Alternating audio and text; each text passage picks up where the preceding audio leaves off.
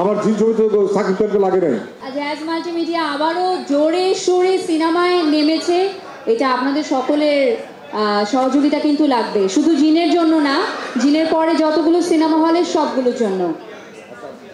আর কুরবানি ঈদে ইনশাল্লাহ একটা বড় ছবি নিয়ে আসতেছে, এরকম নাচে গানে ভরপুর একটা ছবি পাবেন।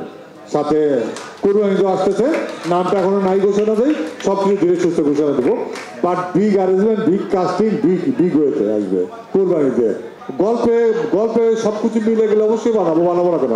আমার জিন ছবিতে সাকিব খানকে লাগে নাই, ওকে বানাবেন এই ক্যারেক্টারে। সো সাকিব খানকে নিয়ে জয়েন করবো, সাকিব খানের মতো ক্যারেক্টার নিয়ে করবো। তোমার কি সাকিব খান পাঠাইছে এখানে স্পেশালি? এইখানে জিনের প্রমোশন হচ্ছে, আমরা জিন নিয়ে থাকি। অন্য নায়কের না কথা বললে ফুটেজ যায়, তুমি ফুটেজ বন্ধ করো। তুমি ভিউ আলাদা আমি পছন্দ করি না। আপনার একটা পারফেক্ট থাকবে। ওই জিন 4 আসার আগে আরো 5টা ছবি আসবে। জিন 4 সামনে দিতে পাবেন, রোজা অথবা কুরবানি, যে কোনো একটা। আগে জিন 3 শেষ করে নি আপু, আগামী বছর পরেরটার অ্যানাউন্সমেন্ট দিবে জ্যাজ মাল্টিমিডিয়া ইনশাআল্লাহ। জিন 3 জিন 4 সামনে দিতে পাবেন, রোজা অথবা কুরবানি, যে কোনো একটা।